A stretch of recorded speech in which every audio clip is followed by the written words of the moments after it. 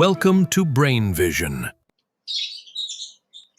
All right, so in this problem, we have a car which is being pulled along by a cable attached to a tow truck. So let's draw out that scene here. We have car, I'm going to make a tiny box here, and it has a cable going across to a larger tow truck, which I'll represent by a larger box here. And in the cable, you have the force of tension, which is directed towards the center of the cable here in each case. So force of tension is pointed towards the right for the car and pointed towards the left for the tow truck. And let me just represent this with a C and T. And so if we draw, and these are both along some roadway.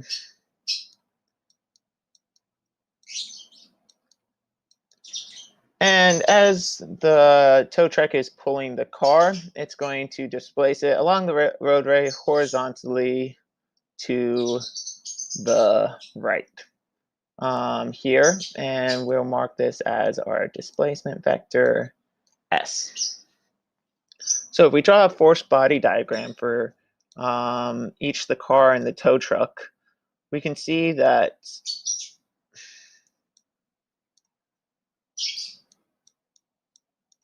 force and tension for the car is pointed to the right. It has normal force of the road pushing up on it, directed upwards, and force of gravity pointed directly opposite of the normal force and pointed down.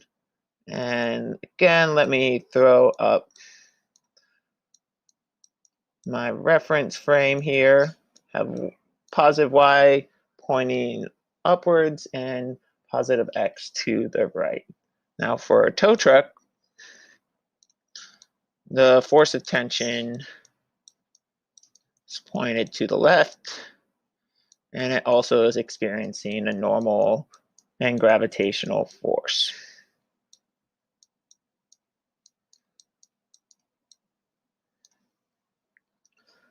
So this is for our scenario 1. In the second scenario, we have a similar situation, but now the cable is at an angle,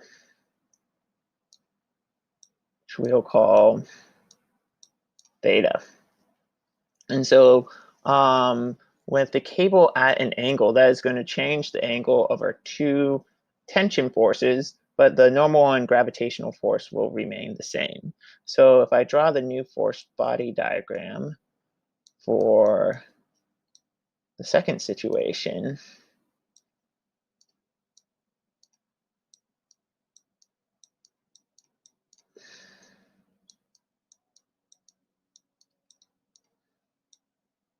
it would look something like this for the car, with the tension force now pointed 35 degrees above the horizontal. And just to remind ourselves, let's write down that theta is representing 35 degrees. And for the tow truck, the tension force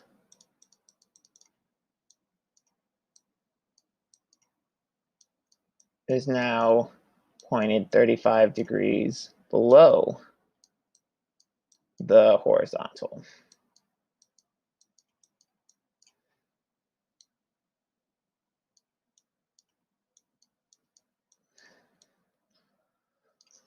Okay, so now we have everything drawn out in our force body diagram, so I think we're ready to start calculating the work. So as a reminder, we're going to write our formula for work up here. And we have the magnitude of force times the magnitude of the displacement times the cosine of the angle between them.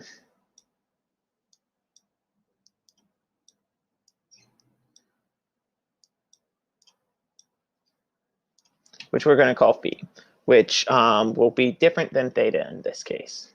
So in part A, it asks, how much work is the cable doing on the car if it's pulled horizontally? So that will be looking at the black force body diagram over here. So we have work due to tension is equal to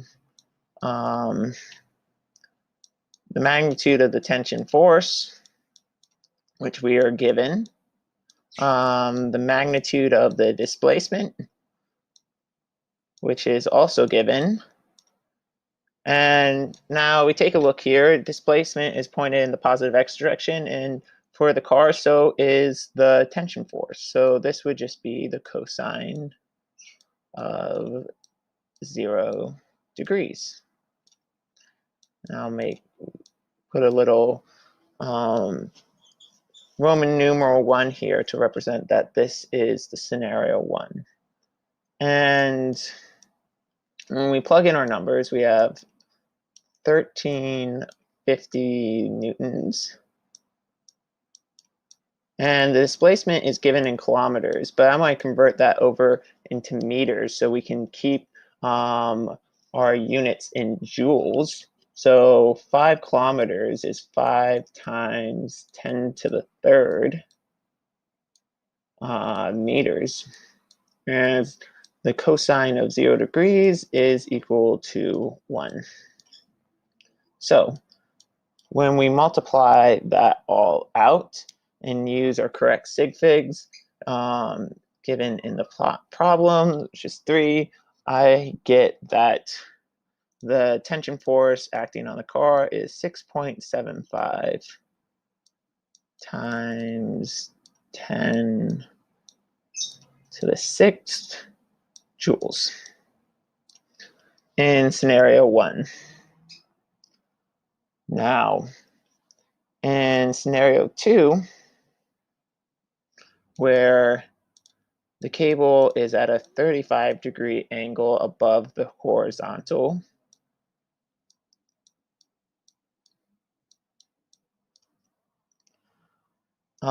we have the same magnitudes for the tension force and the displacement, but the angle between the two of them has now changed.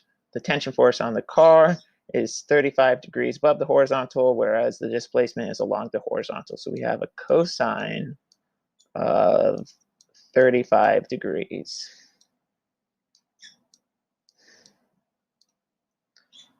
And plugging in our numbers here,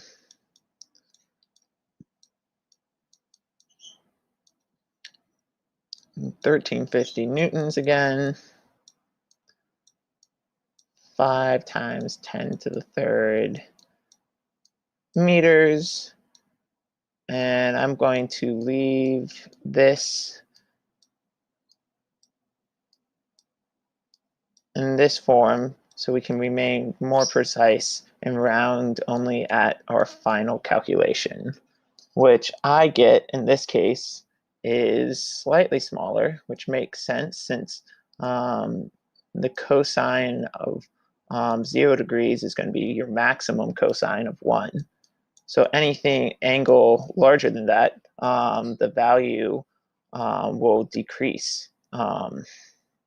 So we have 5.53 times 10 to the 6th joules. Okay, and now go over to a new sheet and we'll calculate same thing but for the tow truck. So in the case of the tow truck, work due to the tension In the case where the cable is horizontal, again, use the same magnitudes as we've been using all along for the tension and displacement. But now we can see that, flip back to the first page here, the tension force is pointing in the opposite direction as the displacement. So the angle between them is 180 degrees. And that's just going to be equal to 1315 newtons, 5,000 meters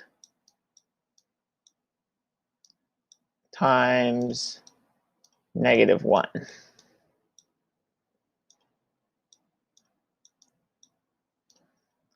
Which is equal to negative 6.75 times 10 to the 6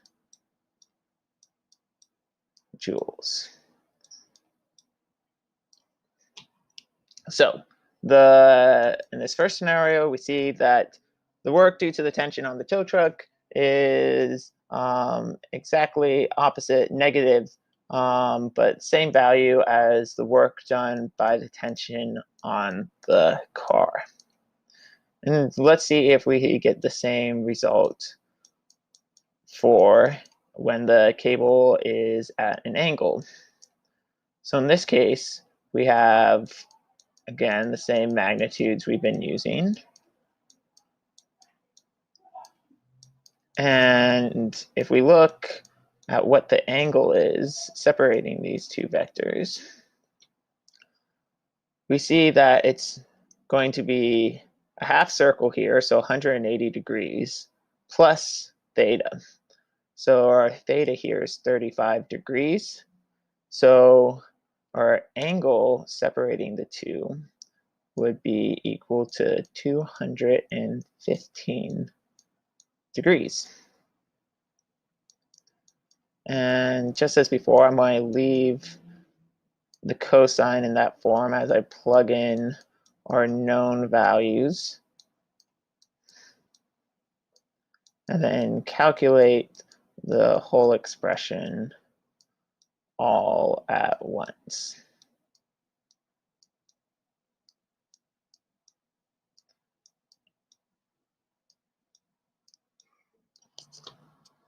And just like above, we get the same magnitude of the work, but is now negative,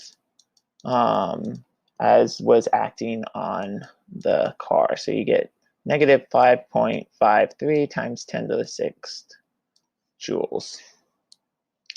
In the final part of this question, it asks how much work does gravity do on the car in part A. We look at first diagram. Gravity is completely perpendicular to the displacement. So the work due to gravity will be force due to gravity times the displacement, but most importantly times the cosine of 90 degrees, which is 0. So it will turn this whole expression into 0.